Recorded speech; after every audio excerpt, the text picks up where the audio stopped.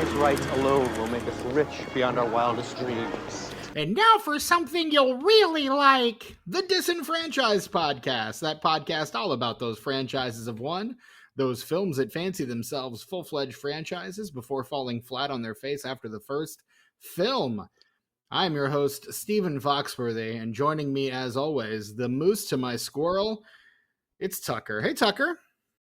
Hi, Stephen. During that introduction, you had a whole ass coughing fit and then took a shot. You had a journey. I had a bit of a cough before I took the shot. It's surprising that I didn't cough after, because that's normally when I do it. Right. My body hates the things that I do to it. Specifically drinking liquor. It affects my gag reflex. And for many years, I would take a shot and there would be a 1 in 4 chance that I would put it directly into my lungs because my gag reflex would go off and I'd go yeah, right into my lungs. And yep. Steven, I don't know if you've ever had an entire shot of bourbon in your lungs. No, I don't think I can say that I have. It burns. I imagine. Also, you can't breathe. Right. And you're pretty sure you're never going to breathe again. Correct. Oh, I'm never going to breathe again.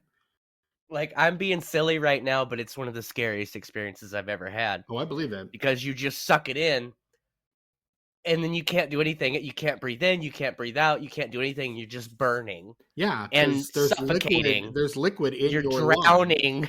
Drowning in bourbon. That's like the kind horrifying. Of death. That's the death you would experience with crucifixion, only with burning. Yeah. So if I ever get crucified, I should just inhale a shot. Well, make it go quicker. Interestingly enough, they would offer like a kind of a fermented vinegar as sort of something to kind of kill the pain because it was such an, that's where the word excruciating comes from. Such a horrific, senseless way to, kill someone. So there you go. It's pretty rough.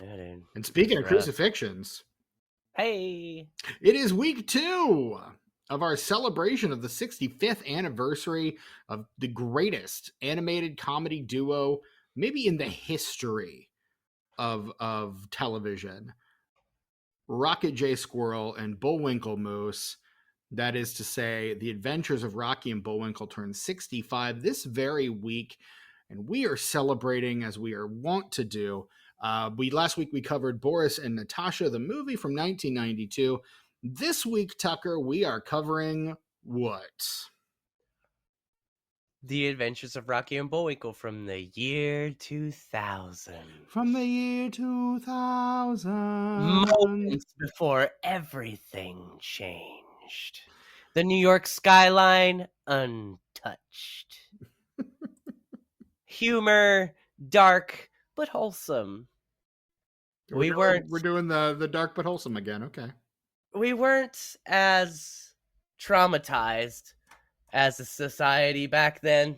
I mean, we were about a year and a half away from being traumatized as a society for good, but yeah. Moments away. Moments. And you can feel it in this movie, Steven. Mm-hmm. You can feel it. You're like, oh shit, it's about to happen. I remember being this happy. That's fantastic. I feel bad for these motherfuckers in like a year. Poor Keenan and Kel.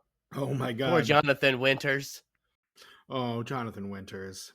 The 3 Jonathan Winterses that are in this movie. When he shows up the second time, I'm like, wait, he was already in this movie. Is he back? And then he's the guy at the airplane. You're like, wait a minute. When he shows up the third time, I'm like, oh, okay, I get what we're doing now. But it seriously, it kind of took me out for a second. I was like, what? Hold on a second. What the fuck are we doing here? Like, could we just not afford another guy that we had to get Jonathan Winters to do it again? And then he shows up third time. I'm like, okay, never mind. Forget about it. The only thing that would make it funnier is if somehow you find out that the 3 of them are all related, like they're all brothers or something. Oh, like Father Guido and his twin in this movie. Yes. Yeah. Okay, let's get into the cast here. Hold on. Live action animated film that that actor was in because he was Father Guido in Casper. Yes, Father Guido Sarducci. The name is Don Novello is the actor's name.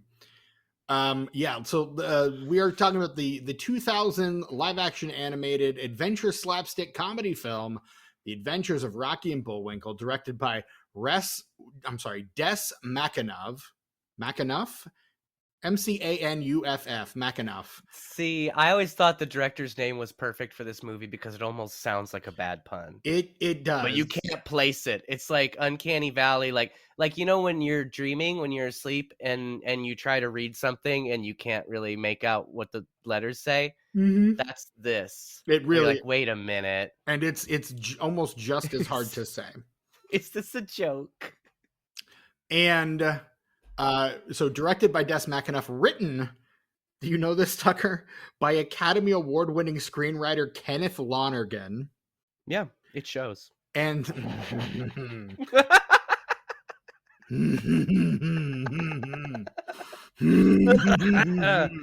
Steven loves this movie. And starring June Foray, the immortal June Foray, Keith Scott, Robert De Niro, Renee Russo, Jason Alexander, Piper Perabo, Randy Quaid, Kel Mitchell, Kenan Thompson, David Allen Greer, John Polito, James Rebhorn, Carl Reiner, Jonathan Winters, Paget Brewster, Janine Garofalo, John Goodman.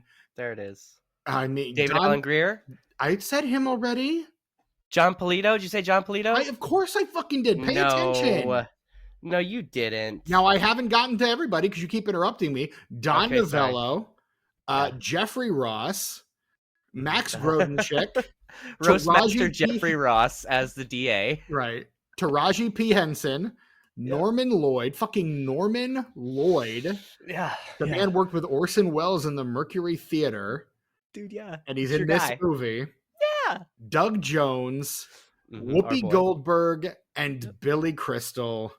What a cast. What a cast. What a picture. What a cast. And for some people, what a picture, but I've heard not very many, though I am one of them. I quite enjoy this film, Stephen. I'm not sad that you don't like it, but I did honestly think that you would appreciate it a little more, but I'm not disappointed. I get it. That's not to say that this film is wholly unenjoyable, because it's not. There are things in this movie that I did legitimately enjoy. It's just that this movie is about a faded television character who decides to hatch a plot to become the despotic president of the United States by turning the entire country into mindless zombies using the media. And I watched it a week and a half after that happened in real life. Again. Yeah, dude. And so this movie just sat real bad with me this time.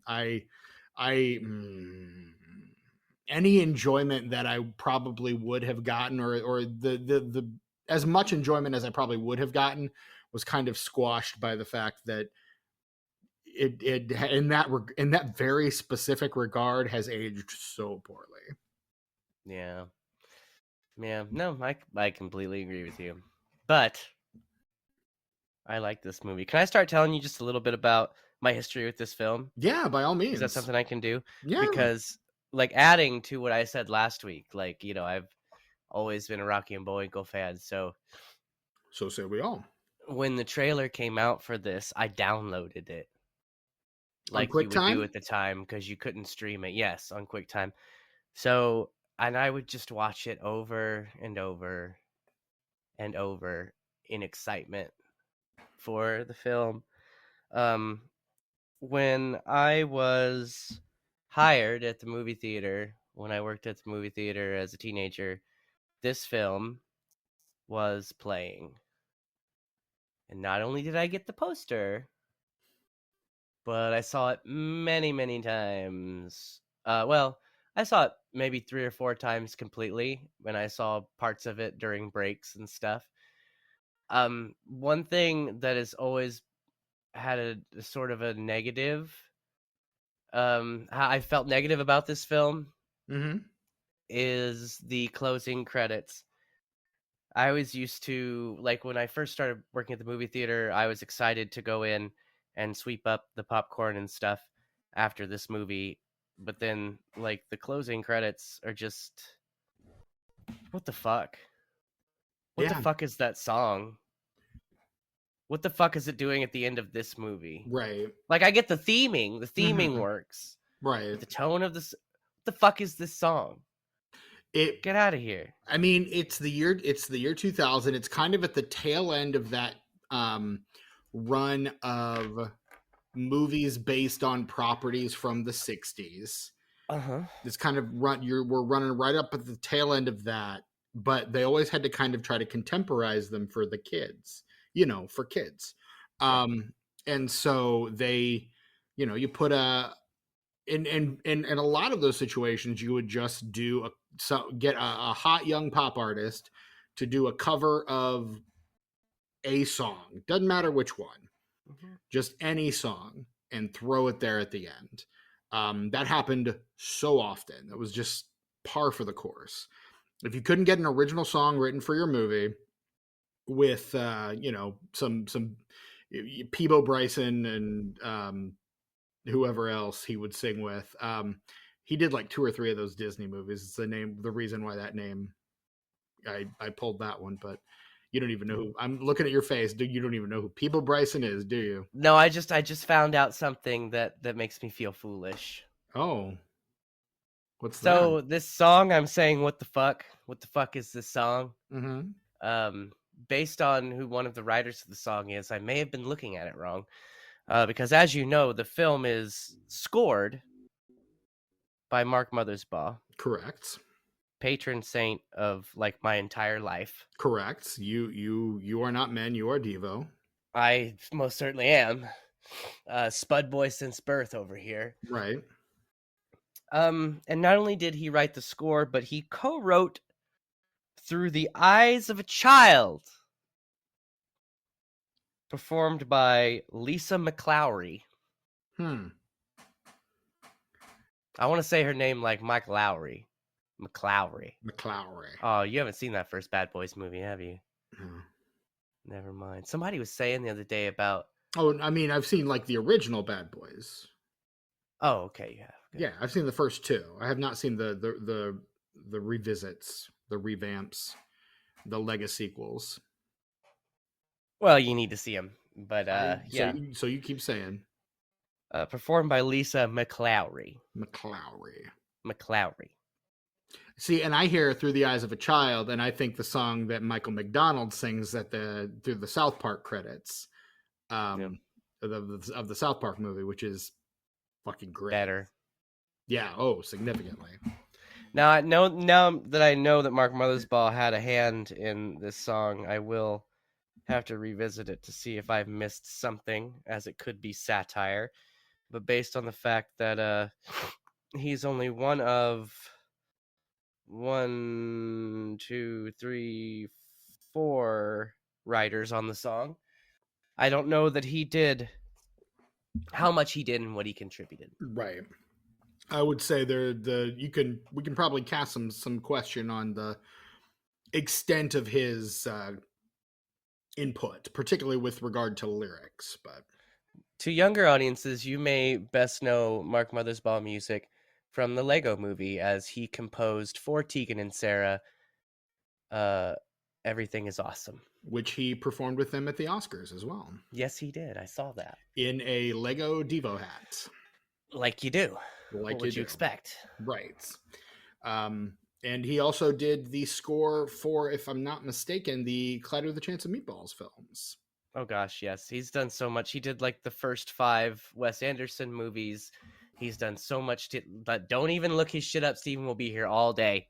No, I mean, the man is prolific. I just kind of want to see where this falls in relation to like the rest of his scoring work. Like, is this early? Is this late? Like, what does this fall? He's doing all kinds of shit at this point. Like, he's doing high profile stuff and like short film. Mark really does kind of what he wants, man. It's his business. Like, Mutato Music is like, he's got a whole like office building where he does all that shit. Well, I mean, there's almost an Elfman-esque quality to Mothersbaugh in that he's this kind of 80s rocker who becomes kind of a huge name in film score composition. I mean, now, yeah, I'm looking at his shit, and he's been doing stuff since, oh God, what's his first film score is Revenge of the Nerds 2 in 1987. So one of his most famous compositions is the Rugrats theme. yep. Just like one of Danny Elfman's most famous, whether you know it or not, is the Simpsons theme. Yes, dude. Who Dude, doesn't know that? yes, I don't know. People might not. Also, if it's like 1990 and you're getting that's Danny Elfman. Correct. Like, I mean, it's like the year after Beetlejuice, and I mean, it makes perfect sense. Yeah, just that nice little staccato. Yeah. Yes, he was way into that at the time. Way into that, yeah. I mean, he gets himself back there for Beetlejuice, which we talked about on that episode. But yeah, dude, yeah, yes, dude, yes. But we're unto here, thee I say yes, dude, yes. We are here to talk about. What's your history with this movie, Steven? I saw it today for the first time. Oh, fantastic! It was one of those that I remember when it came out. And I remember seeing it like in the video store back when those were things that existed in this world. Yeah. And I remember looking at it and thinking, why are these people doing this? Like, why is Robert De Niro playing fearless leader in a Rocky and Bullwinkle movie? Respect. Actually, according to De Niro himself, the answer was, let me just check my notes here. Money. Respect. Money. Respect for Jay Ward. He is, honestly, this feels like I need to buy a couple more buildings in Tribeca kind of movie for De Niro. One of his kids is in this movie. Yes, playing one of the lackeys in the film studio. He is executive producer, or he's a producer on this movie. In fact, it's his producing partner, Gene Rosenthal, excuse me, is the one who says, who brings the project to him and says, we should be making a live action Rocky and Bullwinkle movie. And when they originally approached the Ward estate, Tiffany Ward, the daughter of Jay, they're like, he kind of wants to play Boris, the role of Boris, which she thought was hilarious. She laughed, not because she thought it was ridiculous, but just the idea that Robert De Niro, this great dramatic character actor, would want to be a character from Rocky and Bullwinkle. And then eventually, as the project gestated, they eventually decided on Fearless Leader, which I think is the role he's far better suited to of those two roles. But then you also get Rene Russo, who, when they were writing the scripts, they were like, oh, well, she's going to play Karen Sympathy, the FBI agent. And then when she approaches them, she's like, no, I want to be Natasha. And they're like, oh, well, yeah, I guess that's kind of obvious. Good, because I can't imagine anybody but Piper Perabo playing that character. She really embodies kind of that wholesomeness that's sort of struggling with holding on to her inner child and like being a part of the serious world. I mean, this movie and Coyote Ugly come out the same year. So yeah, that was at the theater when I worked there too. Didn't watch that one. Surprisingly. Yeah, a little surprising, honestly. It's like, I think I kind of weighed, like, I could look at Hot Bits for an hour and a half, but it's going to be really annoying. And I was like, I could just go like make out with some gal, like a real gal instead. So. That's right. You're conventionally attractive. You have that luxury. I was quite the hot ticket back in the day, Stephen, let me tell you. Well, I have never been a hot ticket in this or any other lifetime. I'm one of those you have to get to know me kind of people. Oh, that's even better. Yeah. I'm never one of those people that's just gonna like meet someone and just like be making out with them immediately. You know, I have to have a conversation first. I've got to build a rapport and a relationship. I have to be funny and charming and not say anything too weird, because then if I say something too weird, then they're immediately checked out because I look like this. It's a whole thing. Well, yeah, yep. I had to develop a sense of humor because it was the only way. Dims the brakes, Steven. Dims the brakes. Yeah, I gotta muddle through with my life choices and what God gave me. So there you go. Yeah, dude. Well, being a slut isn't all it's cracked up to be, Steven. I'll tell you that much. That's easy to say when you're a slut. I know. But if you want to be, and you can't be, you gotta imagine the grass might be greener. I'm just saying, in hindsight, Steven, there were better ways, more productive ways I could have been spending my time instead of the fact that you're like preening all the hair on your face while you did that is mildly off-putting. I'm not gonna lie.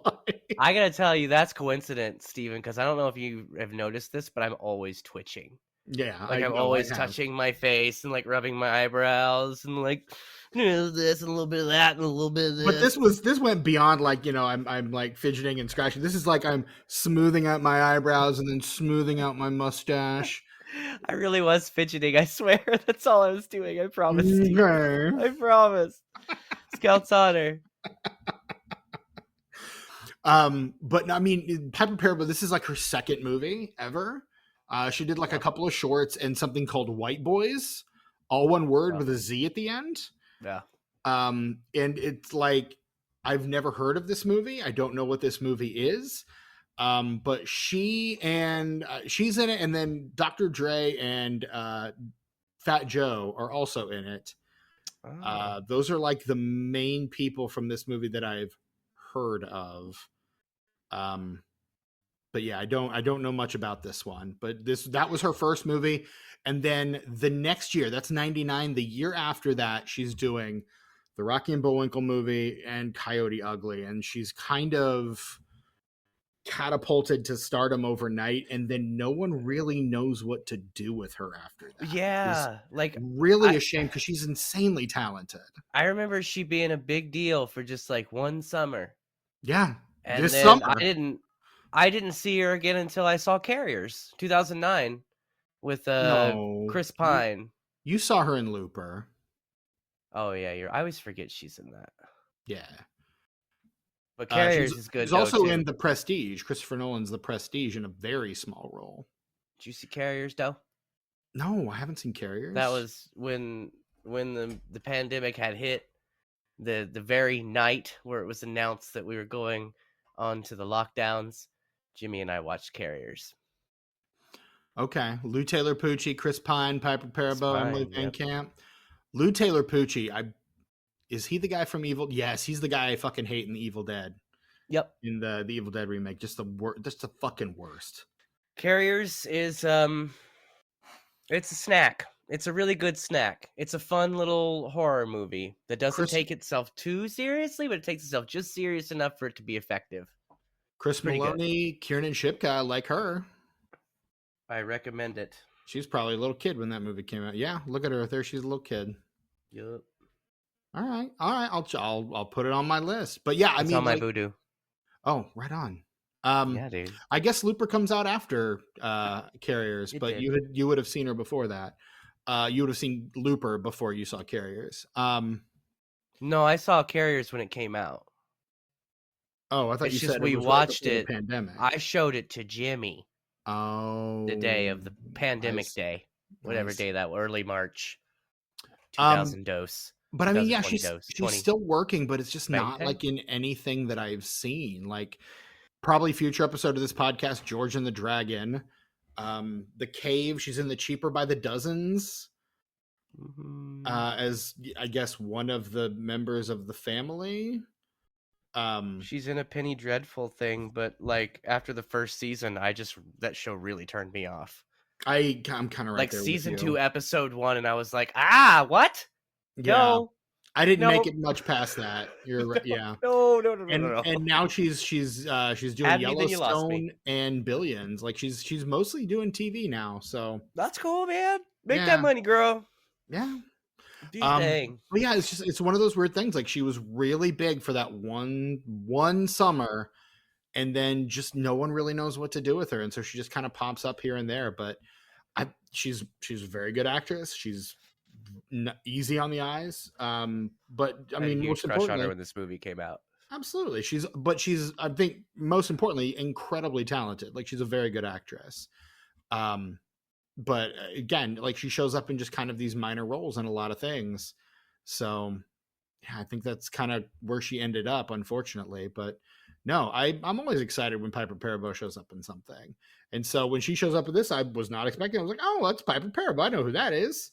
But then I went back and like looked at her filmography. This is like her second movie, and that's honestly kind of impressive that her second movie is basically her as the lead opposite Robert De Niro and Jason Alexander and Rene Russo. Like, that's quite a get for a up and coming young actress.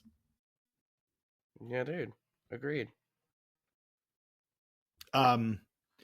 The original conceit, or I guess the original performers they wanted for this, and this thing had been in development hell since probably right around the time Boris and Natasha came out.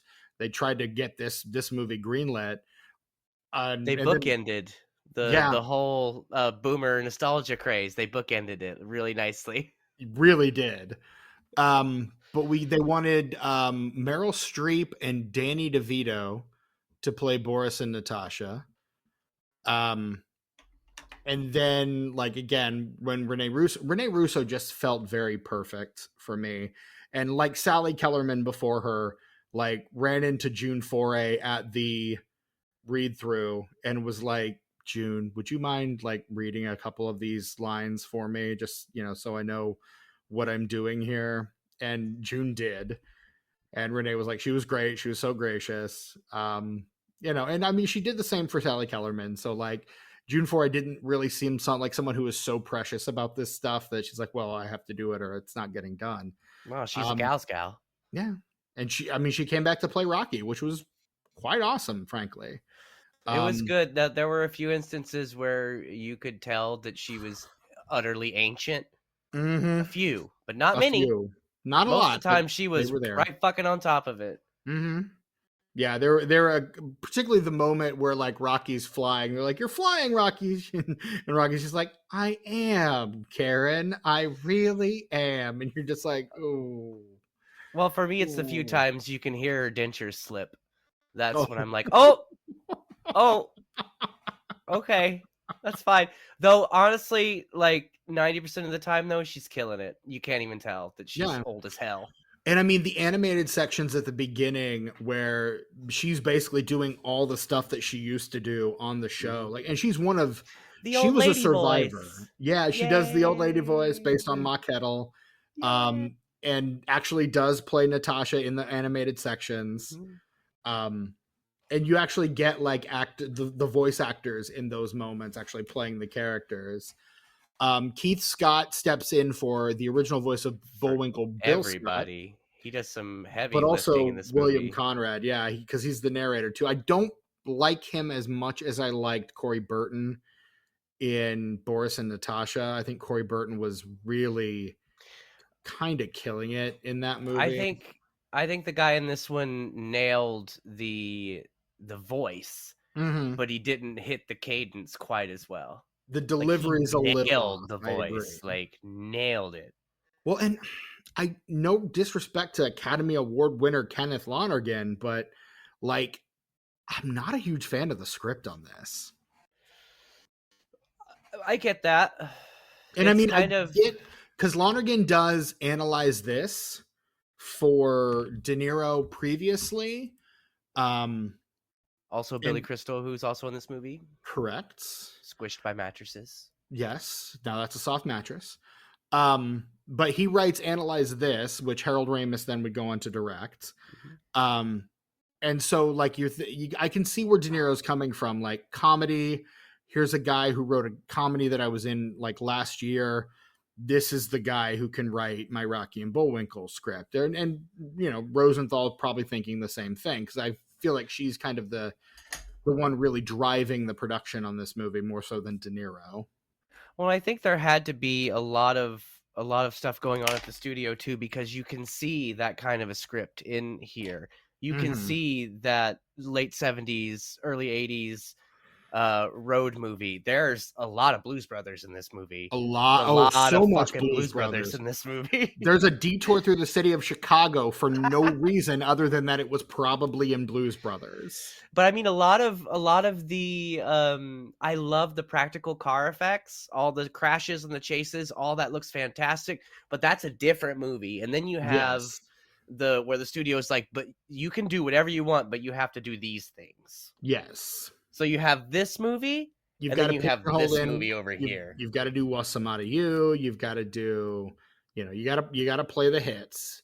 Yep. And you've also got to keep this thing, relevant. This became like a spot the cameo kind of movie in that like fucking everybody's in. This is Kenan Thompson's first live action movie, apparently. Yeah. He's also he would later be in future episode of this podcast, Fat Albert. Oh, we're gonna watch that? I mean, at some point. I might have to tap out, Steven. It's on the that one. list. I know, and I don't do that unless I really, really have to. I don't think I could look Bill Cosby in the eyes. I mean, you could look away when he's on screen. No. Let's talk about something else. I mean, Leonard Part 6 is another one we could feasibly do too. Not that I'm saying we should. I'm just saying, we could. Mm-mm. But I mean, but to kind of keep up with my earlier sentiment, I no disrespect to Kenneth Lonergan, but he doesn't quite get the rhythms as well as I would like. Like I wanted the movie to, instead of ending with the end, I wanted the movie to end with like tune in next time for, just like they used to do on the like Boris and Natasha ended. Like where you're just like, oh, well, yeah, it's that funny, and there's two, completely just goofy, pun heavy potential Teasers. titles for the next episode. Yeah. And neither one of them ever actually ends up being the case. Kind of like an Arrested Development next time on. I think the problem with this movie is it's too focused on getting to the end. And it has a lot of things it has to do. And instead of feeling, the pacing is this movie's worst enemy. Yeah. Because it knows where it's going. It knows it has to get there. And it knows it has to do all of these things in between. But nobody thought about how to put all that together. Correct. And for me, at least, and I know this number is way different for most people, but for me, about 80% of that shit works. About 20% of it doesn't. But that doesn't matter because it doesn't fit together well. Yeah. Like I love this movie, but I will shit on this movie because I know it is bad. Right. I know it is bad. Like I wasn't a huge fan of last week's movie, but I was quick to sing the praises of the things I thought it did well. But I think there are far fewer things that this movie gets right. And but I think even the things that it, to your point, the things that it does get right, I'm still kind of weighing against the stuff because the stuff that it gets wrong, it gets so egregiously wrong. Yeah. That even the stuff that it gets right feels wrong as a result. Which is a bummer because like there are parts of this that are so fun. Like after they get pulled out of the TV, Robert De Niro holding up the contract saying, "We're attached to the project." Like I cackled. That's such a good joke. Like the Hollywood in jokes are phenomenal in this. They're really so good. funny. Like the fact that there's a lighthouse called the Green Lighthouse where you can green light a movie. Yeah. That's funny. And that's a very Rocky and Bullwinkle joke too.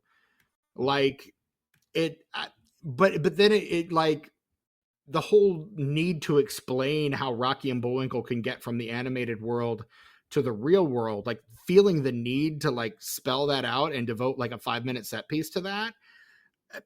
It's not necessary. Just like they're in Frostbite Falls, Minnesota, and just have someone go to Frostbite Falls and say, "Hey, we need your help." Like that's all it takes. Yeah. We don't have to like work so hard at it, but we are. I feel like the first like 10 minutes of this movie are probably the most successful minutes of this movie. and then after that it just kind of starts to unravel on itself. Well, it's not consistent. That's a huge Right. problem with this movie is the stuff that hits. It's really, really good, but you don't have time to savor it because it's followed by something that falls completely fucking flat. Exactly. So you can't even enjoy the thing you enjoyed because the next thing is going to take just suck the enjoyment right out of it. Again, I'm usually like not a fan of the overt winking to the audience kind of thing. Parts of it really worked in this, and then when it worked, it really worked. But when it didn't, it really didn't. Like one of my favorite little asides to the audience is, and really bad TV or really bad television became Rocky and Bullwinkle television. To which Bullwinkle says, "What's the difference?" And I'm just like, perfect. Perfect. Yeah. Apparently, in the original script, he looked at the camera, lowered his glasses, and said, "What up?" There were actually a few of those. That and two that I remember from the trailer. Well, one because I can't think of the other is "I'm the King of the World" because that was in the trailer that I watched a million times. Yeah, there was also. What was the other one? There was another one. You're right. I can't remember, but it was in that same trailer. I don't remember. I'm gonna find it. You keep talking. I'm gonna find it. Oh, I was gonna kind of switch gears and talk about how this film started a lifelong love for Supertramp for me. Oh yeah, because surprisingly, as into older music as I was at that age, I had never really gotten into Supertramp. I'd only heard stuff from the radio, a Logical Song and Goodbye Stranger, the hits. And though Dreamer was one of their singles and it was a pretty significant hit, it wasn't one that they were still playing on classic rock radio. So like I hadn't heard it. And when I heard it in the trailer and then I heard it in the movie and I was like, I really like that electric piano. I like that synthesizer that they're using. That sounds fantastic. And so I bought like 3 of their CDs and I still have Breakfast in America on vinyl because it's one of my favorite records of all time. Yeah, that's a good Marvin even likes that album. There's somewhere like Marv is very focused in his musical tastes, but every once in a while something's so good and so far outside of his wheelhouse that he cannot deny it. Like this guy listens to mostly like industrial thrash metal stuff, right? Oh, okay. But boy, I sure did get him into Pet Sounds. And Breakfast in America. I was gonna say Pet Sounds, damn near perfect album. Like, but then if again, not a perfect album. I kind of know what to show to who. I remember my roommate in tech school, after I had just finished basic training, he only listened to hip hop music, which I also enjoyed. But we were roommates, so he was gonna hear some Neil Young. Yeah. And boy, that boy got into some Harvest. I'll tell you what. He was like, "Yo, can we listen to Harvest again? You still got that CD?" I was like, "Yeah, I do. Let's put it on." I got it right here. I have it right here. Nick Drake next? Sure. Let's go. Sure. Let's do it. Fucking A.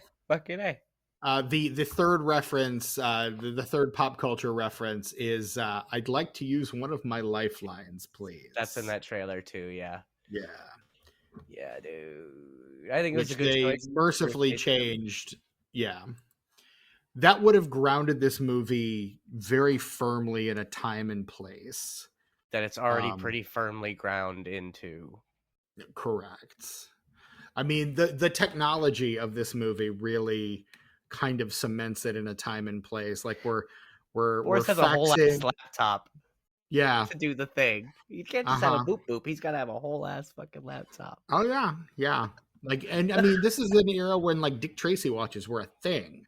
Yeah. Like Dick Tracy been doing that shit since the 40s, but we got to have a whole ass laptop to basically do what Judge Doom did with a barrel full of ooze. Hey, wait, this is not like Roger Rabbit. Oh, it's Do not make that mistake. It's exactly like Roger No, Rabbit. they said it wasn't, so it's not. Right? Sure, that's how that works. They recognized it, they referenced it, so therefore they're absolved, correct? That's how that works? Well, if this movie taught me anything, it's that celebrities are above the law.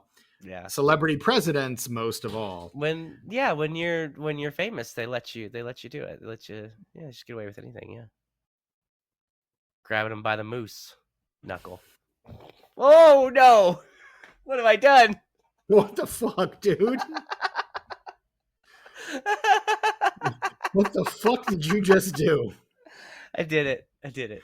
I crossed the disenfranchised line. You really fucking did. And here I am dancing a jig on the other side of it. I was gonna say, if anyone was gonna do it, I don't think anyone's surprised that it was you. Let's be honest. Come on, it works with the episode because he's a Does moose. it? Yeah. I mean, no, I understand what you did. He can drive. He just can't drive well. And fly a plane. Better than he can drive, actually. Actually, yes, weirdly. He's really good at flying a plane. What moose doesn't know how to fly a plane? Landing a plane, not so much, but flying, sure. Yeah. It keeps it up there. For a while. Yeah. For a while. Yeah, this is it. So last week you mentioned that you did not think much of Jason Alexander's performance as Boris in this movie. I want to dig into that a little bit. I don't like his performance. Let me start by saying I do not like Jason Alexander's performance as Boris Badenov in this movie. I don't like Jason Alexander's performance as anything in anything. I do not like Jason Alexander. I don't think he's funny. I think he's annoying. Everything he does is annoying, like to the point of irritation, and not in a good way. Do not like Jason Alexander. George Costanza is my number Tucker. George Costanza is my number 2 favorite television character of all time. Cool. Right also, Gordon hot take from Twin Peaks. Hot take: Seinfeld sucks. I mean, like valid, real fucking bad. But it's my number 2 favorite comedy of all time. It's like GoldenEye. That's always been a bad game. Always. Fight me in the comments, right? Let's do it. GoldenEye sucks, and it always has. Comments. Disenfranchised Patreon.com/disenfranchised. Get in there. Rip me a new one. Let's talk about not it. Here. Fuck a GoldenEye. Motherfucker GoldenEye. No, thank you. Mm-hmm. But no, I digging my own grave this episode. You really are. Fuck Seinfeld. Between the moose knuckle and this, like, good lord, dude. I did. You're gonna get so fucking canceled. There was this comedian lady on Instagram I saw where she was talking about like who decides they want to play the bass guitar, like who brings the bass guitar to the party and like plays the theme from Seinfeld, you know. So I've always liked Seinfeld. Still like Seinfeld to this day. I understand it's not everyone's cup of tea, but it hits me where I live. George Costanza remains one of the most hilarious characters in all of television. One of the most disturbingly relatable characters that I've ever seen depicted on screen. So I don't have any problem with Jason Alexander. In fact, he's been a victim very much of the Seinfeld curse, which is to say that every project that any one of those guys, with the exception of Julia Louis-Dreyfus, tries to take on just kind of blows up in their face. Good for her. Seriously, she had 2 very successful sitcoms after New Adventures of Old Christine got canceled prematurely, but it won like a shit ton of Emmys. And then Veep ran for so many years and got her so many Emmys. Like, she is... Which I watched the first season of, and I really liked it. For some reason, I just couldn't get into it. Like, I couldn't get into the rhythm of it. I was just like, I don't know how to keep watching this show. I want to watch the British version of the show, The Thick of It, first. Is it a remake, or is it... Which one came first? Thick of It came first. So it is Veep is to The Thick of It what the American Office is to the British Office, basically. The difference is the creator of the show was the creator on Veep. Like, he was very much a part of the process, whereas Ricky Gervais and Stephen Merchant wanted nothing to do with the American version other than just cashing those checks. Do those guys know? Do you think that they know that they've basically just created the modern sitcom when they made The Office? Did they know it at the time? No, but when every other country in the world picked it up and ran with it, I think they figured it out.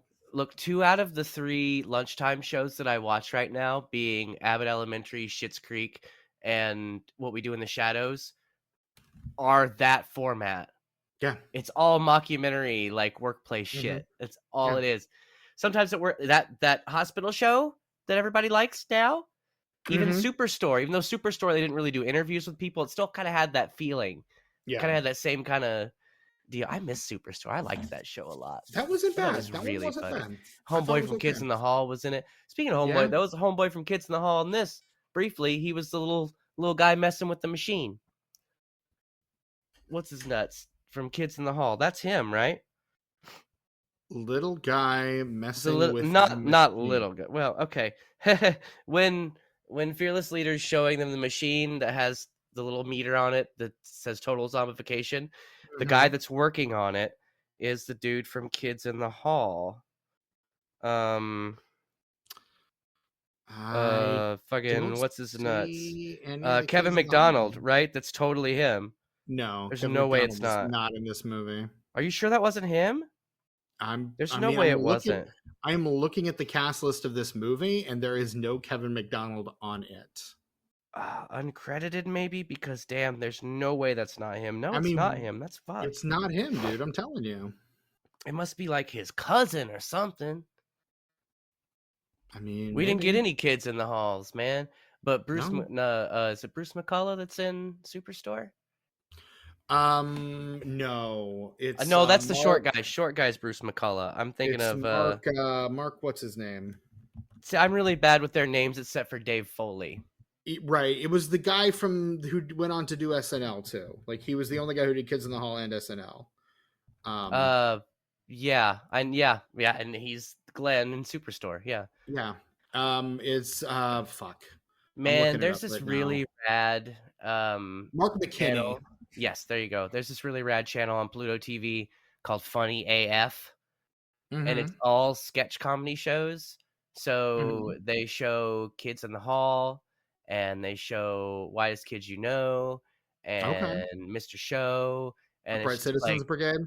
Probably, depending on what time of the day. They've been mainly showing. Of course, they have programming blocks. Like, every couple weeks they'll switch it up.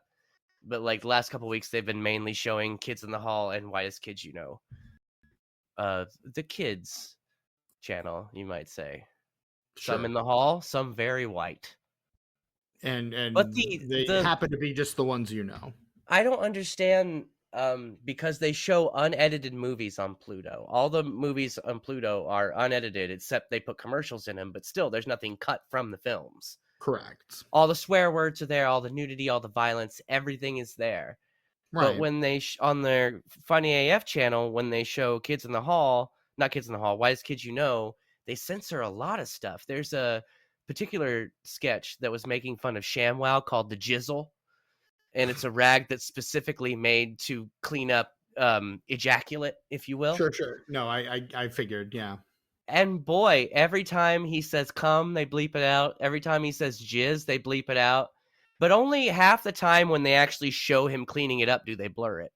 So I'm wondering, how viscous does it have to look for them to, blur it? Because sometimes you're allowed to see it. Sometimes it's blurred. Mostly when he's wiping it up, it's blurred. But when you can just see it there, it's not blurred.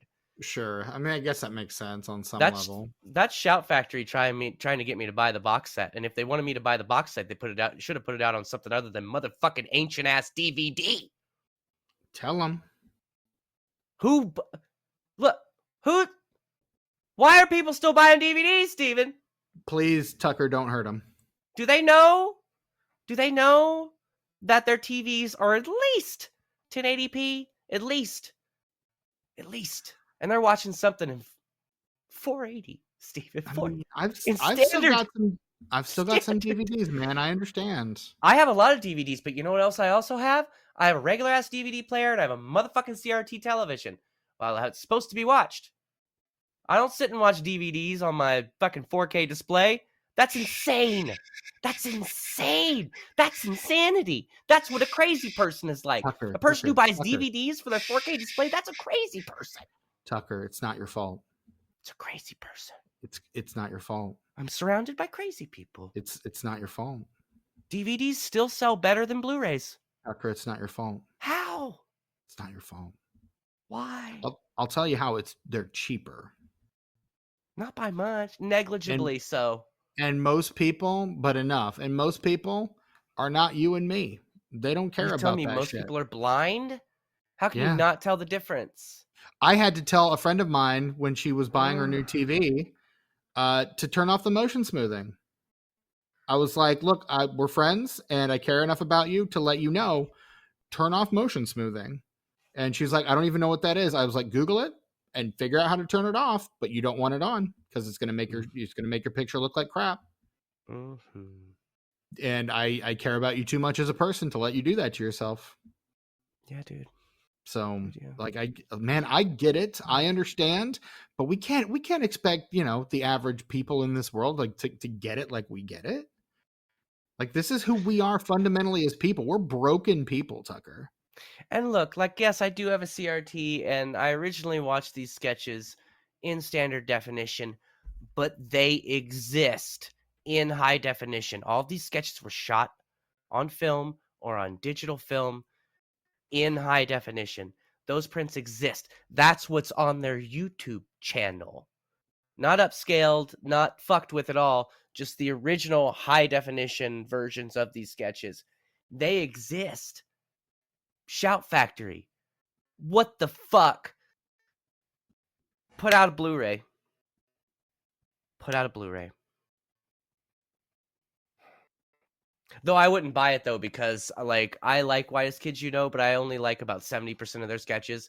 So I'd rather just watch them on YouTube.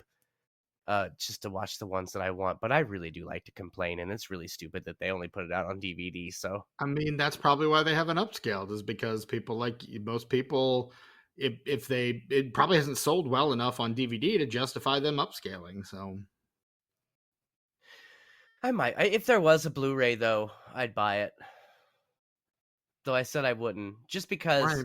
it's one of those things where I enjoy them enough, and it's a format where I can, to some extent, just pick and choose what sketches I want to watch. And when the shit hits the fan and there's no internet, how am I going to watch the poop rope sketch? How am I going to watch the autoerotic asphyxiation sketch? How am I going to do that? I don't know, man. How am I going to watch the Civil War on drugs? Who knows? Perhaps I'll die. Perhaps. So let's go ahead and talk about the plot of this movie. I guess. And what the hell? Let's do it in 60 seconds or less. DVD. I watched this on DVD, Steven, but to be fair, I bought it a long time ago. Tucker is just fucking gone down the DVD rabbit hole. We're probably going to wrap this episode up after this. Really? He's just too far gone. Well, there's no coming back for you, man. You've been ranting about DVDs for like the last 10 minutes. Oh, I just don't understand it. There are things that I don't like. There are things that I am against. And I can handle that.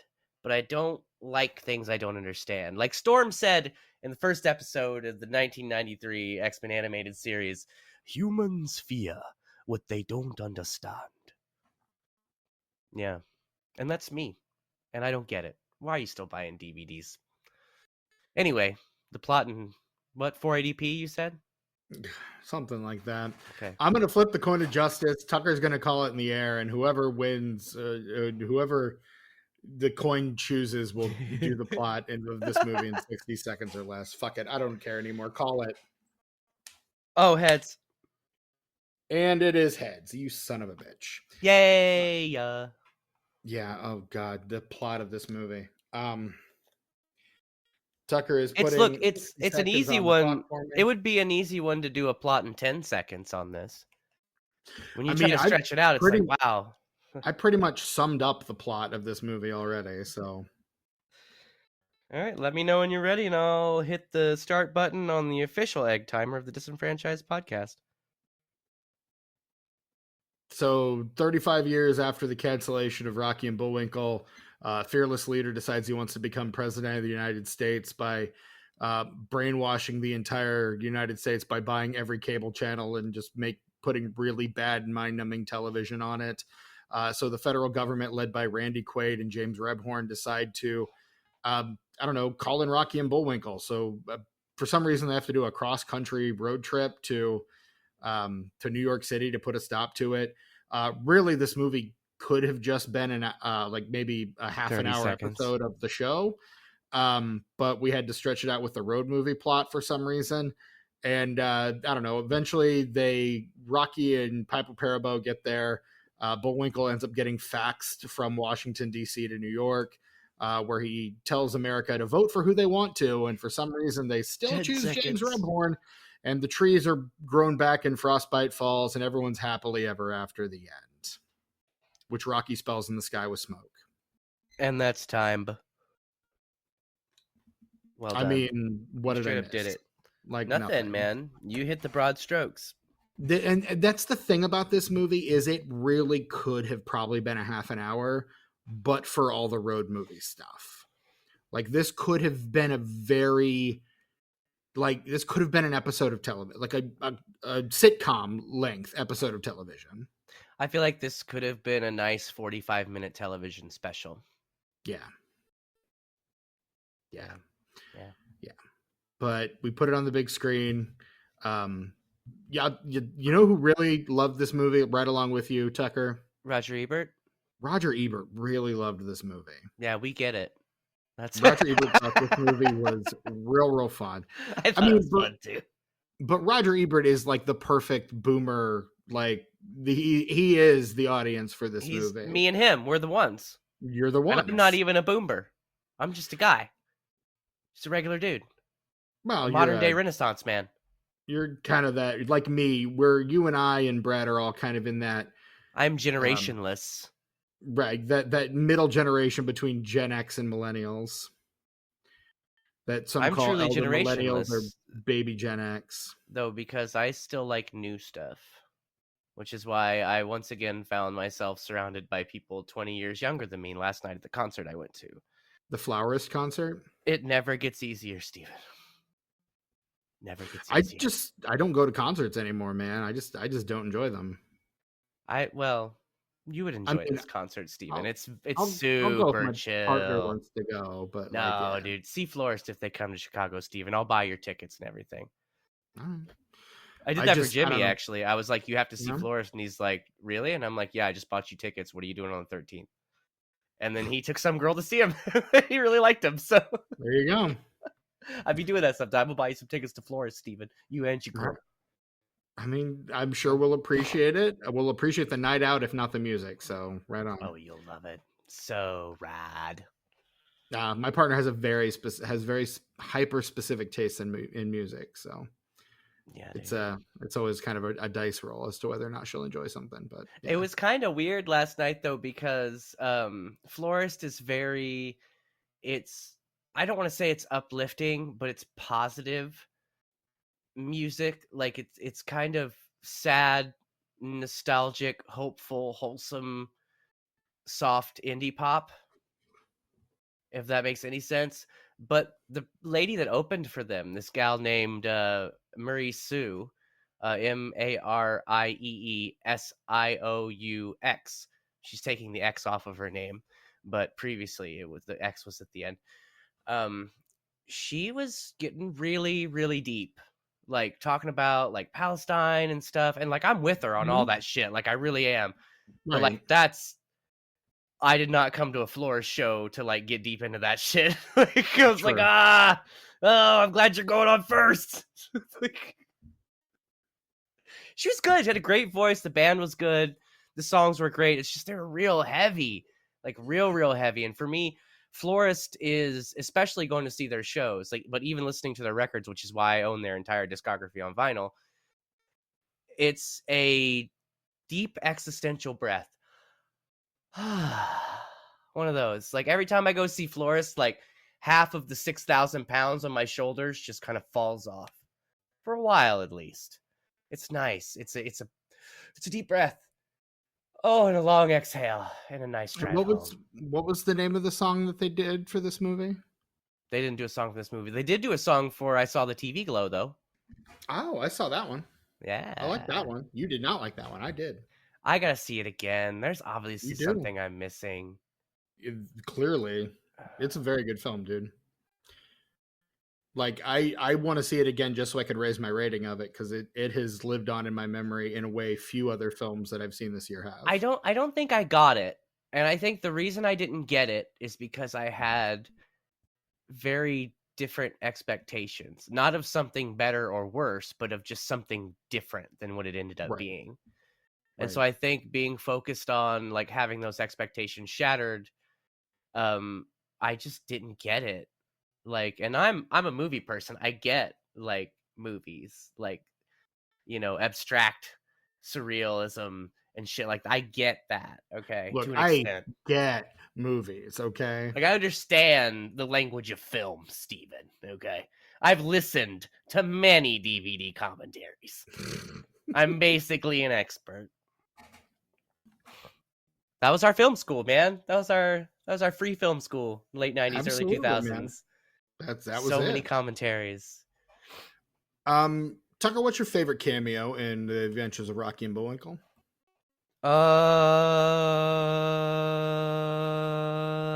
Probably David Allen Greer, just because I love him so much, even though he doesn't do anything.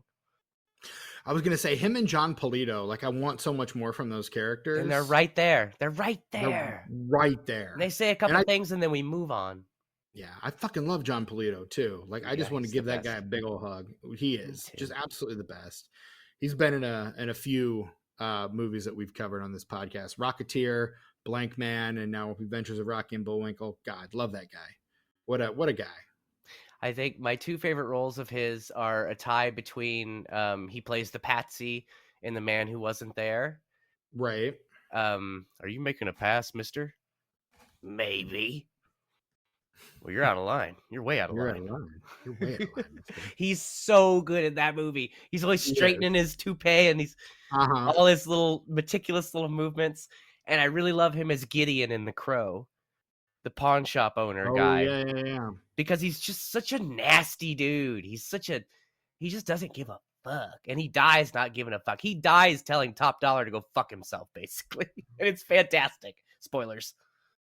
He is really good at playing like a certain kind of character, like just kind of that like skeevy, scheming kind of guy. Mm-hmm. Like him in The Rocketeer, I think it was probably the first thing I ever saw him in. All part of the show. It's all part of the show. The Rocket Man. No, he's the Rocketeer. Yeah. Rocker who? Yeah. Rocker what? Rocker, I don't know. But I mean, like, just so many cameos in this thing. Like, I love John Goodman in this. And he's John Goodman. He is, and I'm really John Goodman. And I'm just like, oh, love that. Like, again, I normally hate shit like that. Like the whole extended scene in Ocean's 12 where Julia Roberts' character is pretending to be Julia Roberts. Fucking hated that. But for some reason, John Goodman saying, yeah, and I'm really John Goodman, that hit me just right.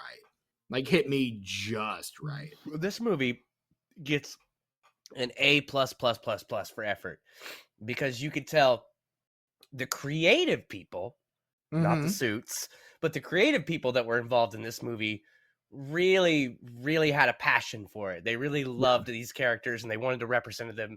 Wanted to represent them as best as possible. It's just, man, it's so inconsistent and it's not put together well. And that's really what it comes right down to. Is the potential of this movie is just exhausting. Yeah. You're like, why is this not better? Because you feel like it really should be. And it is sometimes. Like, you see it. You're like, there you are, Peter. Because Hook, when they look in his eye and he's... Right. Yeah. I mean, I should mention, I didn't mention him at the top, but Mark Holton is the FBI agent who was the potato. Yes. That is Francis from Pee-wee's Big Adventure. Francis. The adult Stillwell Angel in A League of Their Own. Ozzy and Leprechaun. Like, he's in the Leprechaun, the most recent, the legacy sequel to the original Leprechaun movie. He returns as that character. Yes, I love that story. And then it's Enrico Palazzo guy from Naked Gun too. Like, dude. He's just like one of those guys, but he's a blink and you miss it cameo at the end of this movie with right next to I didn't even know he was in it. No idea. right next to Doug Jones as the Carrot FBI agent. Well, how And could then, you even tell who any of those people were? Well, at the end when they become real people, I was like, that kind of looks familiar. But I was so focused on fast. Doug Jones, Yeah. right? Hometown boy Doug Jones. Indianapolis, Indiana's own Doug Jones. Pleasant and accommodating human being, Doug Jones. I believe it. I have no problem believing it. Like, seems like a really nice dude. Would love to shake his giant hand one day. He's not a big man, but he's not a large man, but I don't know how to talk about him. He's a very tall man. He's very tall and very slender. Yes. So he's a big man, but he's not a large man. Right. He is tall in stature, but not in girth. Graduate of Bishop Chatard High School in Indianapolis, Indiana. Yeah.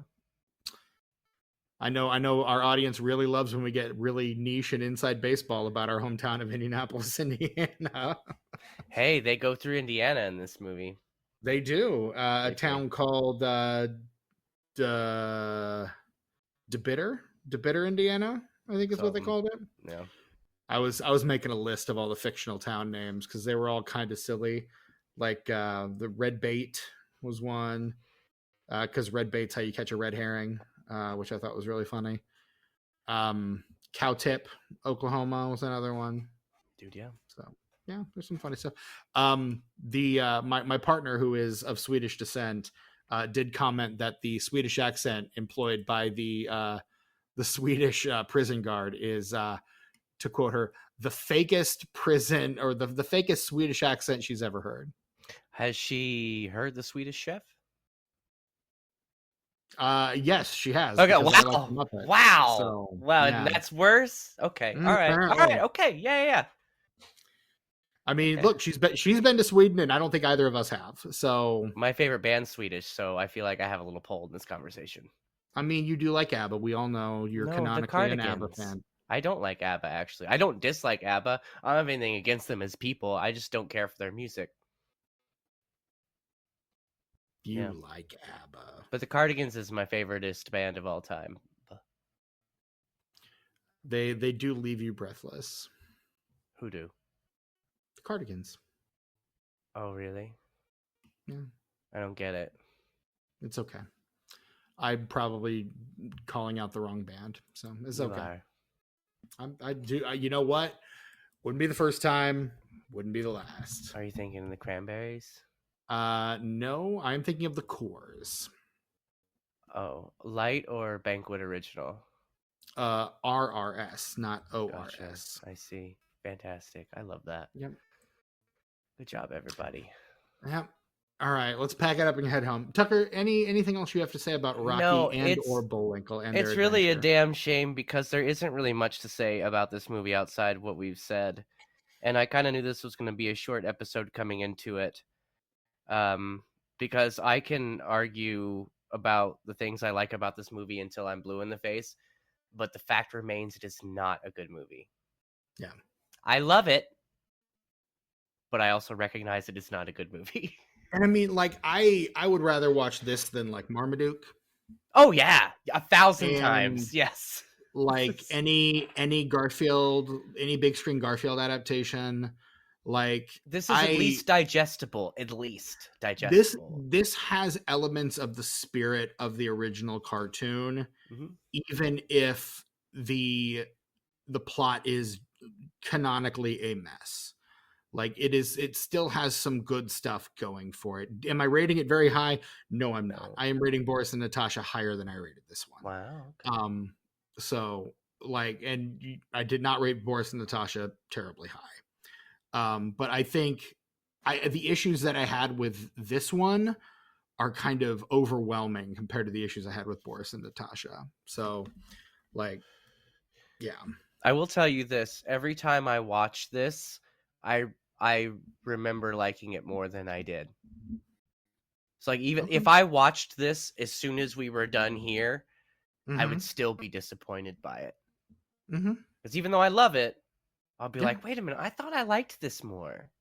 Mm-hmm. Like I really like it, but I thought I liked this more. Every time I watch it, even though I know exactly what I'm getting myself into. I don't know what's I wrong with believe me. it. Like it's that kind of movie. Oh, you know what part really kind of pissed me off? Speaking of like audience, like call outs and winks to the audience, Mhm. the one that was a bridge too far from me was the "Who are you talking to? Are you talking to me? Are you talking to me?" Look, if that had gone on for half as long as it did, it would have been funny. But it just kept He fucking going. he literally did it the exact same length of time he does it in Taxi Driver, and that is interminable. It's too much. It's It's too too much. much. You know, And it does make me think of remember the Chris Farley show? The sketch on yes, SNL, and the one where they got Martin Scorsese to actually come on. yeah, And he's like, and he You makes him remember do that, yeah. you remember that time when you said, when Robert De Niro said, are you talking to me? Are you talking to me? I'm the only one here. You gotta be talking to me. Could you do that? And you see Marty just kind of like grimace a little bit and like fidget uncomfortably, and then he just does it, and it's beautiful. That was awesome. It was awesome. Oh, Oh, man, this is R.I.P. so Chris bad. Farley. Yeah, Oh, he man. was one Love of a that kind. guy. For One of a sure. kind. The Adventures of Rocky and Bullwinkle opens on June 30th in the year 2000. Dude, yeah. It opens at number 5. Yoink. Which, you know, not really the opening you're probably hoping for your big budget Rocky and Bullwinkle movie, but here we are. The movie is the reported budget was 76 million. It opens to 6.8 million on its way to 26 million domestic, another 9 million international, for a grand total of 35. So it basically makes half of its budget back, which is not really evidence of not evidence that you're going to get a sequel. 2 movies opening at the box office this week at number 1 and number 2. The first, the Warner Brothers George Clooney Mark Wahlberg movie, The Perfect Storm. It's a boat movie. What if there was a perfect storm? I don't give a fuck about a boat movie. In second place, The Patriot. What if there was a Patriot? Mel Gibson, Heath Ledger. It's all right. My dad owns it. That's fine. It's a dad movie for sure. It's very much a dad. And movie. it's not. I don't mind watching it, but it's not something I would ever watch of my own volition. Like if my dad's like, "Hey, do you want to watch The Patriot?" I'm like, "Yeah, actually, I do." But like, I would never sit down and watch it by myself ever. Yeah, I don't even think Gibson like directs it either. So that's fucking Roland Emmerich. So yeah, yes. I'm not. It's fine. I mean, it's fair. It's something. It's watchable with a few really touching moments. In third place, down from number 1 the week before, the Farrelly Brothers comedy Me, Myself, and Irene. Oh, that's a fucking classic. Stone Cold this economy? Classic. Stone Cold. Robert Forster. You didn't see? You haven't seen Me, Myself, and Irene? No. Are you fucking kidding me, Steven? I'm not the guy who goes out of his way to catch up on the Farrelly Brothers. Yo, early Farrelly Brothers ain't nothing to sneeze with. Up to and including Stuck Together or Stuck on You. That's good stuff. Kingpin, fantastic. Dumb and Dumber, the original one, great. The movie we were just talking about, what was it? Fucking Me, Myself, and Irene? Yes. I think that's probably their best. I think that movie probably has the broadest appeal of any of their films. It's probably the most accessible. Because, and let me tell you why I say that, my mother loves that movie. It's a movie that my mother and I both love, like individually. And it's because Jim Carrey, they knew what he was bringing to the table, and they wrote an entire movie around it. And he plays a guy with a split personality where he's just like the sweetest, most wholesome dude, and then like a real son of a bitch. Like a Jekyll and Hyde almost. I'm sure it's a very sensitive portrayal of mental illness. Yeah. No, but it's too wholesome for its own good, so it doesn't matter. Watch it, Steven. Watch it, Steven. Get back to me. I'd put it mid priority. It's a shame that Peter Farrelly will never direct another comedy again as long as he lives. That's too bad because he's done some bad ones, but he's done some good ones. He definitely has the talent for it. I'd say more bad than good at this point. At this point, if we want to get into that, but now he's firmly up his own ass as the director producer of Green Book. You know what's weird? I didn't like There's Something About Mary, and that was during like their golden run. And I was going to say that's one of those movie. early ones that you tell me are unilaterally gold. I think that's probably their most popular film. First movie, Dumb and Dumber, Kingpin, There's Something About Mary, then Me, Myself, and Irene, Osmosis Jones, Shallow Hal, Stuck on You. Nope. Yes. With Greg Kinnear and Matt Damon. I love that. And Cher, Frankie Muniz, and Cher are married as themselves in that movie. It's quite humorous. She's taking a younger lover, he might say. And Frankie Muniz is like 12 in this movie. He's like 12 years old. That's like that. What's that Carla Gugino movie with Joseph Gordon-Levitt, where he's like the Amish boy, and I know what you're talking about, but I can't think of it. And he dies. I can't think of it. I know what you're talking about, though. But yeah, that was a movie. Fever Pitch in 2005. The Heartbreak Kid. That's weird. And the remake of the Heartbreak Kid. Oh, who cares? Hall Pass. Future episode of this podcast, The Three Stooges. 3 segments in Movie 43. I don't ever want to talk about Movie 43 again. Do not ever mention that title. Next. Which one? Movie 43? Yes, that's the one. Next. Please delete Movie 43 every time, or bleep it rather every time I say it. Nope. No. This will not become the new. He said it.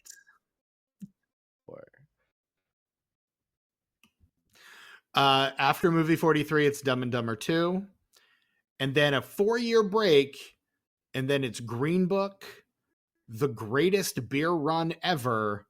And then I guess he had another comedy in him, because then it was Ricky Stenicki. Oh, yeah. It was on the Zac Efron, John Cena movie. Yeah. And that was very polarizing. People either loved it. They thought it was like really, really funny, or like the worst movie they'd ever seen.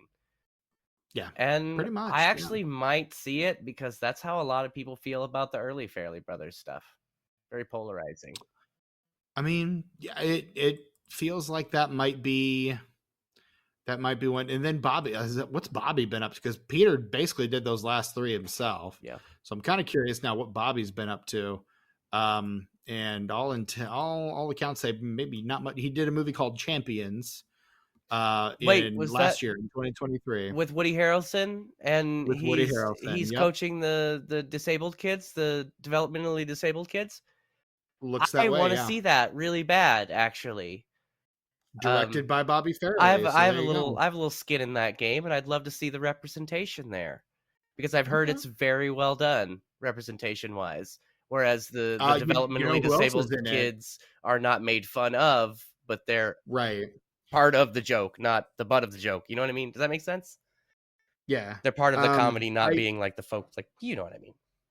That's something the Farrelly Brothers have always been kind of good at. Absolutely. That is one thing I will give the Farrelly Brothers, is they've always been very good about that. I'm getting an alert that you're having a problem. Am I having a problem? I don't feel like I'm having a problem. It says media recorder is not working as expected, inactive. Oh, really? Because I can hear you, you can hear me, I can see my little wiggly lines going.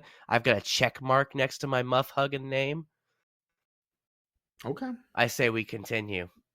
I'm just saying what it told me, so I figured I want to let you know. Ernie Hudson in that movie as well, though. Dude, yes. Caitlin Olsen, Cheech Marin. Yeah, looks like a pretty good cast on that thing. So yeah, I might check that out too. And that was a theatrically released one. So there you go. Yeah. But there you go. That's what Bobby's been up to. Nice. So yeah. And then we were doing Me, Myself, and Irene. After that, in 4th place, it's Chicken Run. Oh, I liked that movie. These are all movies that were to be in a pie. These were all movies that were at the theater when I first started working there. And I've watched Chicken Run so many times. I love that movie. Never saw the sequel, I'm afraid. I'm afraid to see it. There was a sequel came out on Amazon like last year, I think. Yeah, I think so. I think you're right. I really want to also see did it, not but see I'm that one. scared. I call it the Power Man 5000 paradox, or the Coheed and Cambria paradox, if you will, to where these two bands that I just mentioned, they both made perfect records, and they're the only records that I've heard from those bands, so I'm afraid to listen to any of their other records. And so I've never explored the rest of their catalog, even though those two records are some of my favorite records of all time. I will never listen to any of their other music because I'm so scared of being disappointed. And that's the I Chicken believe Run it. sequel, because I love Chicken Yeah. Run. I love it so much. Put that 4K out, I'll buy it. I will pre-order a 4K of Chicken Run. In fact, that's all I've been waiting for. Okay. In 5th place is The Adventures of Rocky and Bullwinkle. Yeah. Oh. That movie that we were talking about. I was like, oh, I like that movie. Then I realized we've been talking about it for an hour and a half. Oh, dude, I like. Oh, did you see that, Steven? I have Only just, actually. Only just.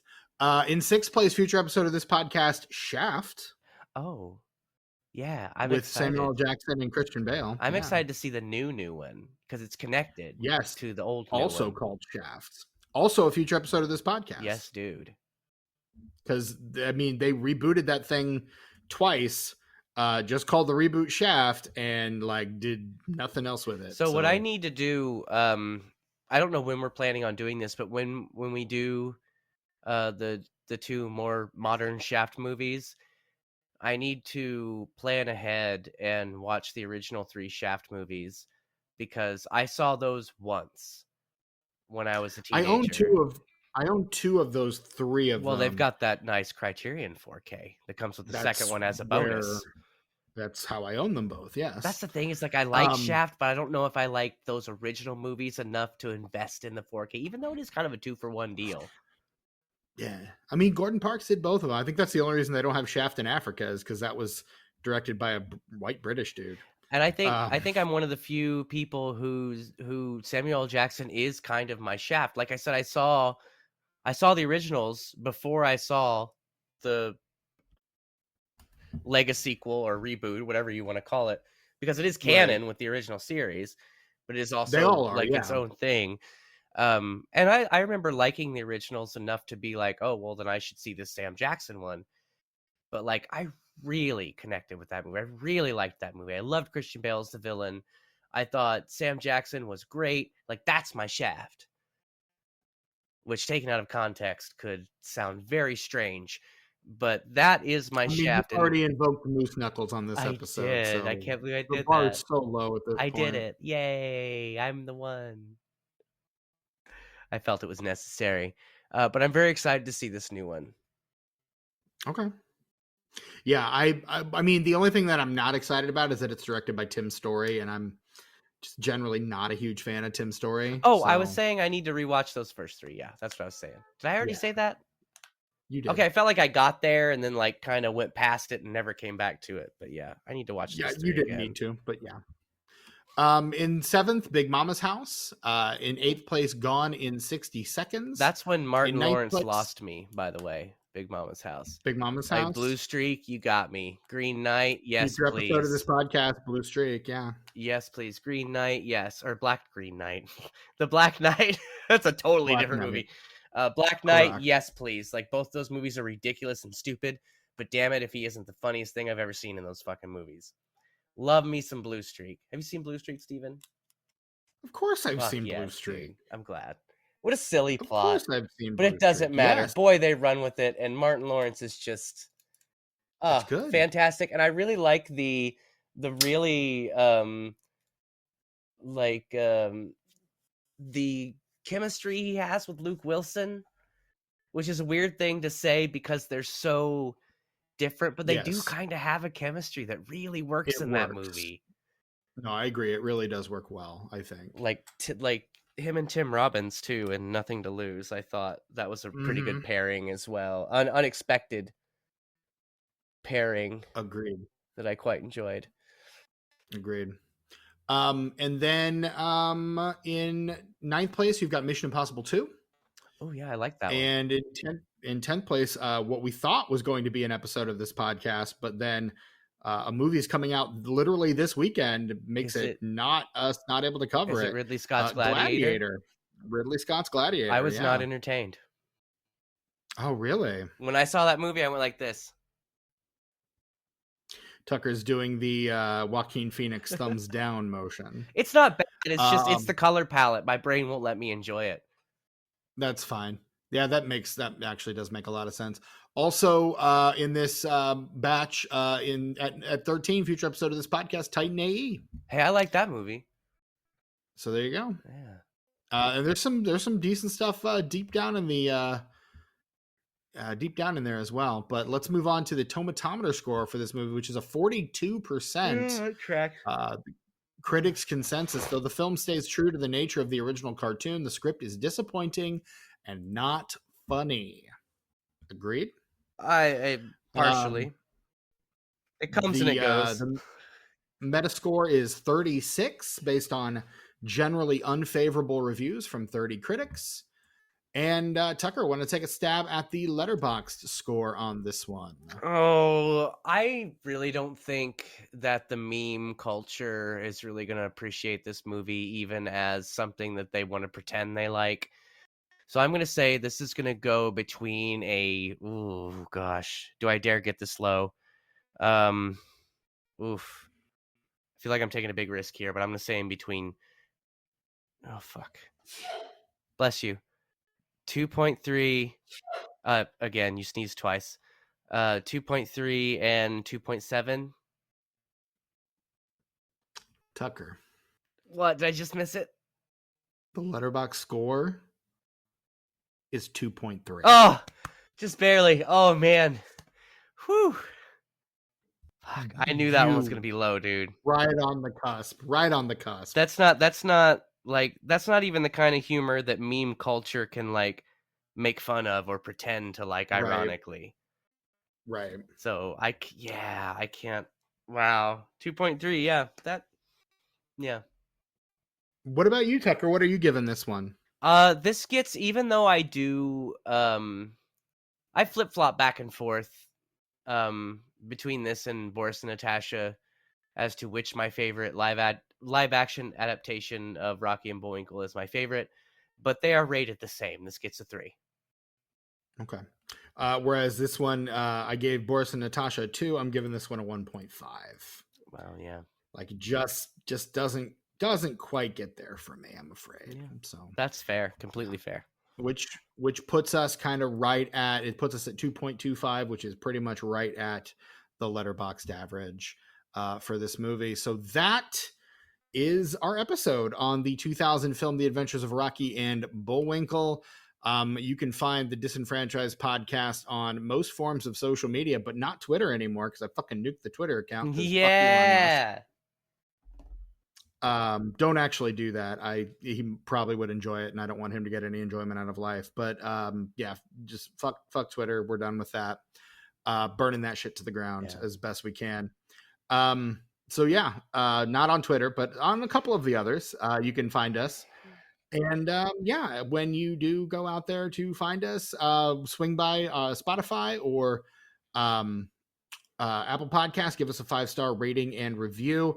That's probably the best way for us to find other members of our greater audience. Tucker, you have a thought? I do. You just mentioned Spotify, and I wanted to I did something this week, and I wanted to let Spotify users know, if you use Spotify and you're also a member of our Patreon, you can connect those two accounts and you can stream all of our Patreon exclusive content. If you're a free tier member, you can stream all of the why would you? Because it's already on there. Anyway, if you're a $5 member, you can stream all of the Patreon content on Spotify if you link your account. Speaking of Patreon, if you if you do join us at the $5 level, patreon.com/disenfranchpod, please make sure you do so from the website and not through the Patreon app, particularly if you're an iOS user. Patreon is now charging a premium for iOS users.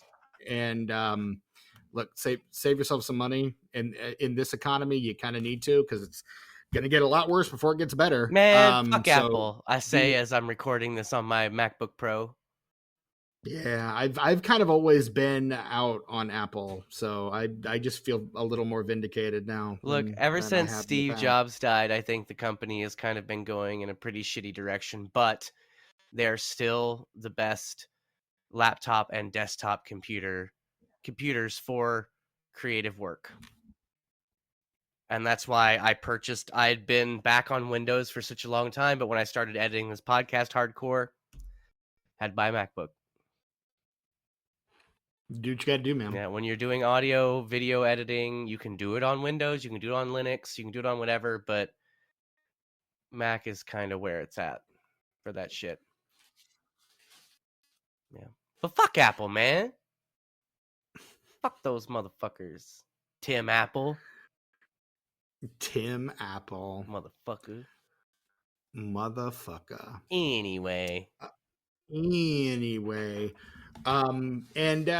leave us a review too when you're out there on the internet reviewing us, because that does go a long way to helping us find people.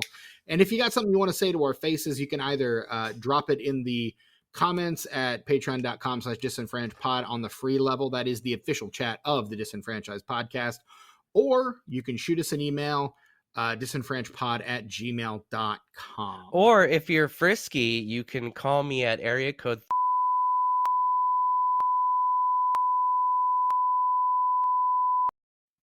That's my actual phone number. Yeah, are you gonna bleep that out, or? Fuck yeah, I am. Okay. It's kind of like, it's one of those things like, remember when I had Brett say where he worked the other day? Yeah. It's freeing to say, even though you know that you're not going to bleep it out, you feel kind of dirty saying it anyway. I did that on the first podcast I was ever on. I gave out my co-host email address. And this is my social security number. My mother's maiden name is. My first grade teacher, the street I grew up on was. Yeah. Oh, yeah. Hey, I just fixed my credit, so I have to bleep all that out. So yeah, in that case, yeah, you definitely do. Just fixed it.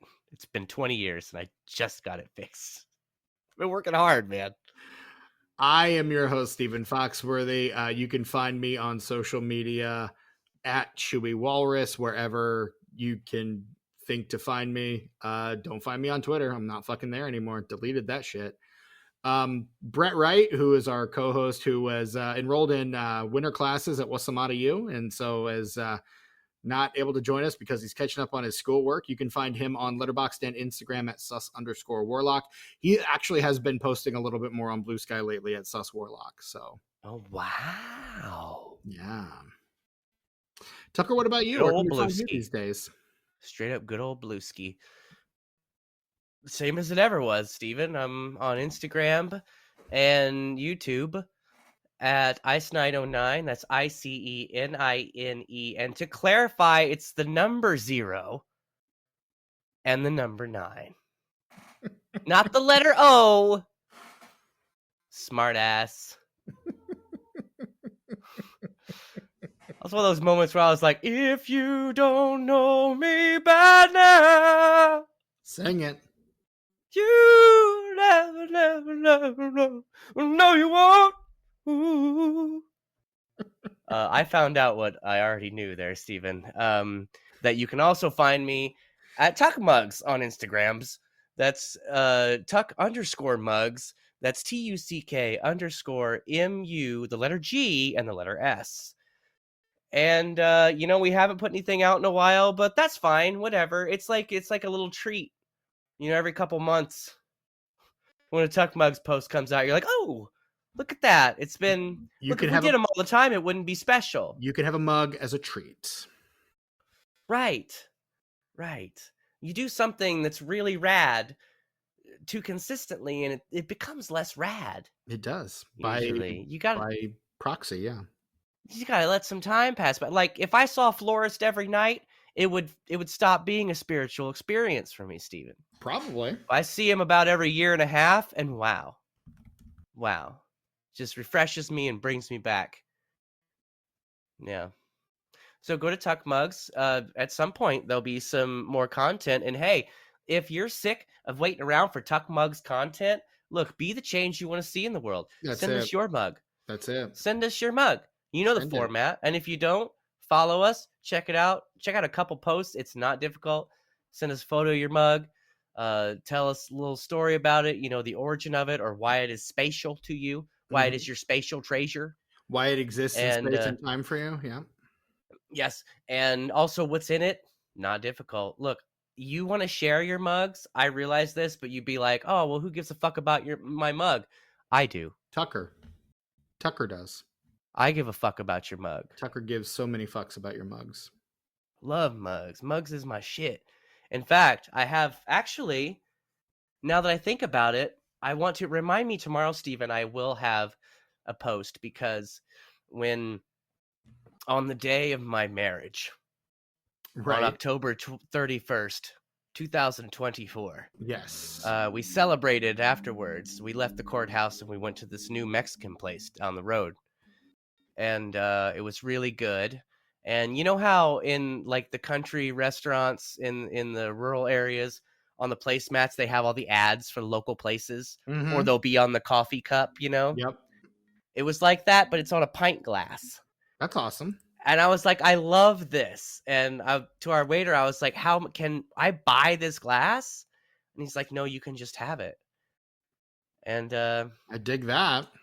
That's the abridged version of the story that you will hear on Tuck Mugs very soon about my new pint glass from Right on. Cinco's.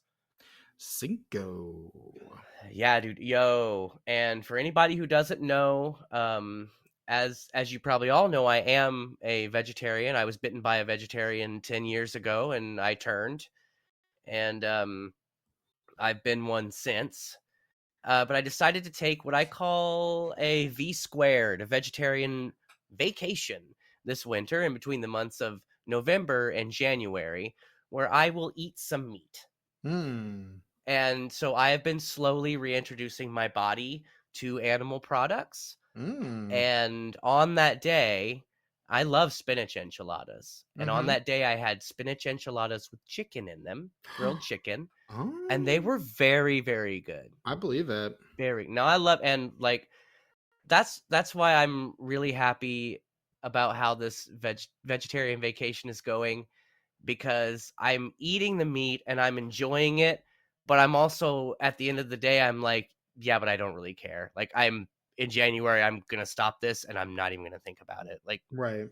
This is great for now, but I've spent so long not eating it that it's good, but I really don't fucking care. Yeah. I don't care that much. It's not a big deal. Yeah. Yeah, dude. Yeah, dude. I had McDonald's the other day for the first time in several years because outside of the salads, there's nothing you can get there that has not been touched by a dead animal. Right. Correct. But I did have a bacon McDouble and a McChicken, which I always love the McChickens. I know that's like the pink slime processed bullshit, but it's so tasty. That pickle, the lettuce, no, the McChicken, mayonnaise. The lettuce and the mayonnaise, like, yes, with the seasoning dude, on that chicken. Yes, no, I'm right there with you. It's perfect. And I ate it, and it was so good. But I don't ever want to eat McDonald's again because I felt like complete shit afterwards. I was gonna say you feel really gross afterwards, but when you're eating it, it feels so good. Oh, it was so good. Afterwards, I was like, that was almost worth it, but not worth it. I'm not doing that ever again. Fuck that. Yep. That's about right. Anyway, Tuck Mugs. Check out Tuck Mugs, Tuck_mugs on Instagram. So that's where you can find me on straight up the socialist of all medias.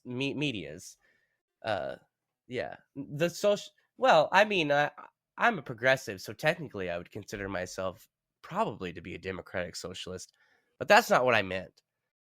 The most social of medias is what I meant to say. And on that note, and Sarah Sherman did a really funny impression of Bernie Sanders on this most recent SNL, and you should just watch that whole episode. Like, Charlie XCX, I don't get it. Like, that music's not for me, and I don't understand it. I don't care for it, but she's a fantastic host. She's so good in that episode. Yeah. And I think it's the best episode of this season so far. Okay. I heard they did a sequel to one of my least favorite sketches of the year so far. What's that? The Domingo sketch. No. which I did not. Oh care. no, yes. It's Yeah. better though. See, I didn't like the first one either, but they brought it back and they did it right. I feel like they did it right this time. I like it a lot better. A lot better. I kind of thought that was overrated, and I didn't really care for it. So it was a waste of Ariana Grande, which was about a third of that episode. Because she's a great host too. She She's is fantastic. She's hilarious. Yeah, agreed. And I really didn't care for the Bill Burr episode last week either. I think the first half was good, but the post update sketches, specifically the 10-1 sketch, I just didn't think had any steam to them. I really liked the sketch where they called their dads. That one was fun. That one was I really fun. liked that one, and I liked the callback to the Duncan commercial. It was the same guys, him and Mikey Day, the Boston guys. That was nice. But the one where they called their dads was really cool.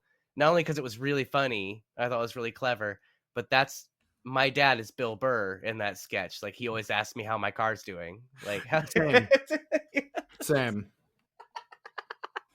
It's so accurate. Well, I'll talk to you later. Yeah.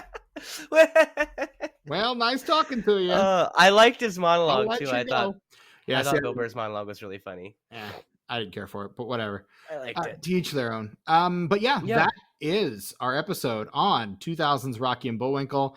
Somehow we maybe talked about this movie for a half an hour total in this hour and 40-minute long episode. So there's not a lot to say. Not Go really. See it for yourself, if you're interested. Sure, you can rent it. I did. So yeah, there you go. But yeah, until next time, I'm your host, Stephen Foxworthy, for the absent Brett Wright and the very present Tucker. Let's hope he doesn't get canceled between now and the next episode. But until then, dude, you if anyone's gonna get canceled for this episode, it's gonna be you. No, but I present myself as being maybe a little dumber than I actually am. And I think that works for my wholesome factor. So I feel like I can get away with a little bit more because I present myself as being kind of dumb. I'm not really dumb. I know. I just play dumb on TV or on podcasts. I know. And you're very good at it. I will say that. Thank you. I've had a lot of practice. But until next time, watch me pull a rabbit out of my hat. Whatever the fuck. I don't care. Yeah. Bye. Bye.